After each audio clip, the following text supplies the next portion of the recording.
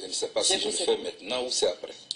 Je vous écoute et je vous rappelle que je voudrais connaître surtout vos observations sur les conditions de détention à La Haye ainsi que votre remise à La Haye.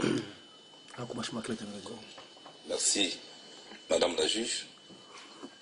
Je voulais d'abord dire que je suis content d'être là.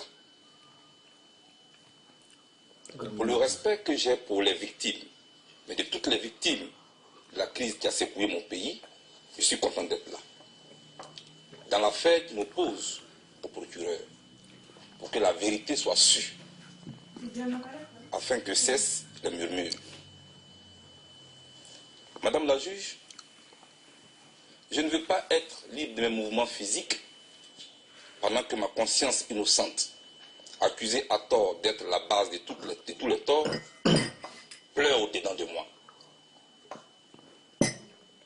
Madame la juge, contrairement à une certaine opinion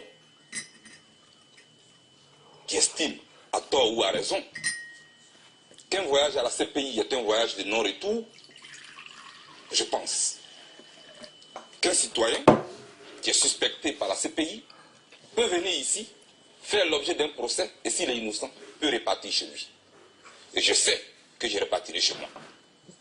Et je sais que je repartirai chez moi. Madame la juge, je n'ai pas été remis à la CPI dans les normes. Je voudrais le noter. J'ai été arrêté de manière cavalière au Ghana, surpris dans mon sommeil, amené manu militari au Bureau national d'investigation, mis dans un véhicule sans qu'on me dise où on m'amène.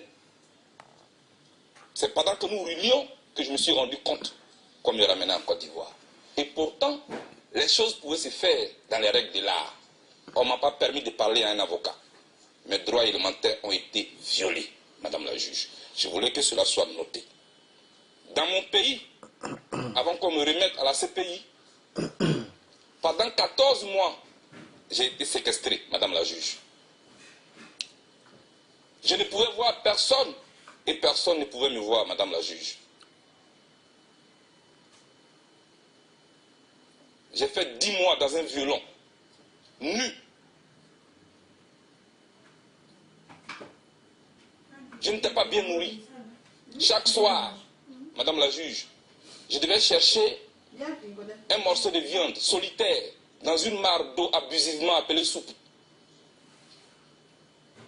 Madame la juge, chaque fois qu'on devait me déplacer, on me bandait les yeux avec un morceau de paille. On me mettait une cagoule. À part la DST de mon pays, où j'ai fait près de 9 mois et demi dans un violon, avec pour voisins Jean-Yves Dibopieux et Jean-Noël Abbaye. Les autres lieux où on m'a détenu, j'avais toujours les yeux bandés et jamais je n'ai su où j'étais. Madame la juge, c'est tout dernièrement qu'un après-midi, mon geôlier est venu pour me coiffer. Ils sont venus dans la chambre avec des bagages. Ils m'ont amené au sous-sol toute l'après-midi. Et c'est quand nous sommes remontés que je me suis rendu compte que la chambre était d'une propriété sans pareil. Ils ont rangé des livres. Ils ont rangé tout ce qu'il y avait à ranger. Et ils avaient un appareil photo. Ils ont commencé à me photographier. Ils me disent, il faut sourire. Et je souris. Fais comme si tu étais en train de lire. Et je lis. C'est plus tard que je me suis rendu compte que c'était une mise en scène que le ministère de l'Intérieur de mon pays venait de faire. Madame le juge, j'ai été réveillé le 21 mars à minuit. On m'a bandé les yeux. On m'a mis une cagoule. On m'a mis dans un véhicule. De minuit jusqu'au matin, j'étais assis dans une chaise, les yeux bandés, la tête encagoulée. Et c'est le matin, quand on m'a enlevé la cagoule, que je me suis rendu compte que j'étais à la DST à nouveau. Mis dans un véhicule, on m'a conduit chez le procureur. Madame la juge, c'est là qu'on m'a signifié votre mandat d'arrêt. Le même jour, au pas de course, les autorités de mon pays ont fait siéger la chambre d'accusation qui devait approuver mon transfèrement. la juge, c'est comme ça que j'ai été remis le lendemain à la CPI. J'estime qu'on peut faire la politique avec élégance, avec sagesse, et que la prison n'est pas un instrument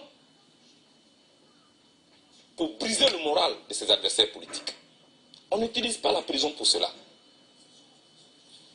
Quelqu'un est accusé, avec tous ses droits, on peut le mettre en prison. S'il est reconnu coupable, il est condamné. Et je voulais vous dire, dans cette cour où je suis, si je suis reconnu coupable, que la loi me soit appliquée dans toute sa rigueur.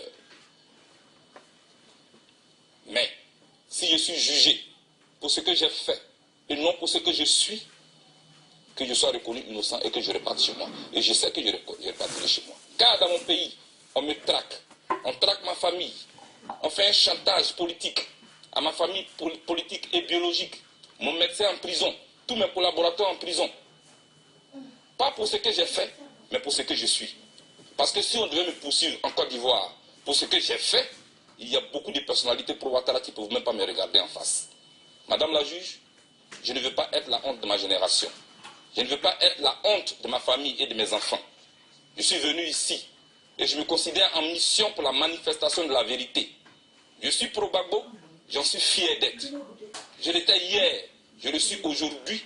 Madame, j'ai appris avec Gbagbo le dialogue. J'ai appris avec Gbagbo la réconciliation. J'ai appris avec Gbagbo qu'il faut convaincre l'adversaire et non le vaincre. Et pour cela, je suis pour que la manifestation de la vérité se fasse. Madame la juge, que la paix soit en Côte d'Ivoire et que la Côte d'Ivoire ne s'embrasse pas à cause de moi. Je vous remercie. Je vous remercie. Est-ce que vous avez des observations additionnelles à formuler sur vos conditions de détention à La Haye? Merci Madame la juge. Ici. Je suis venu à La Haye. C'est ici que moi j'ai appris qu'un individu peut avoir des droits qui lui sont reconnus. Et je voudrais vous remercier pour ça d'ailleurs. Je suis bien traité ici. Et je suis animé d'un double sentiment. Parce que quand on m'a mené à La Haye ici, beaucoup ont pleuré. Et pourtant, en Côte d'Ivoire, je vivais le calvaire. Chaque jour, je vivais dans l'angoisse. Chaque minute était un combat. J'étais comme un objet dont on disposait quand on voulait, comme on voulait. Et on me faisait du chantage politique. J'en avais honte pour mon pays et pour mon continent. C'est quand je suis arrivé ici que je me suis rendu compte qu'un individu peut avoir des droits. J'ai été logé comme un prisonnier.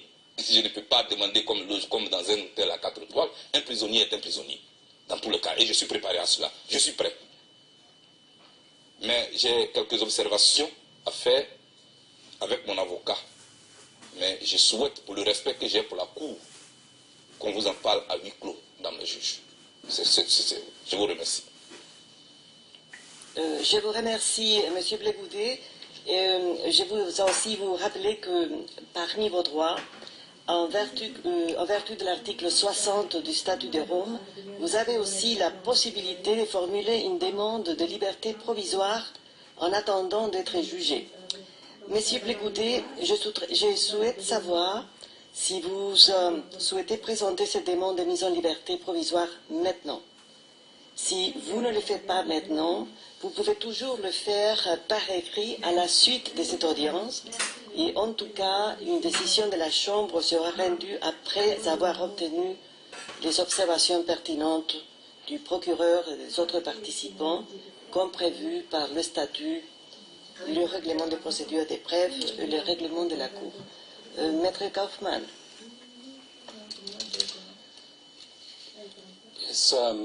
Maître Kaufmann, tout à fait. Si je pouvais répondre à cette question, il est bien évident que nous allons déposer une écriture en vue d'obtenir une libération provisoire, mais il faudrait savoir quels seraient les États partis qui seraient en mesure d'accueillir M. Blé-Goudet.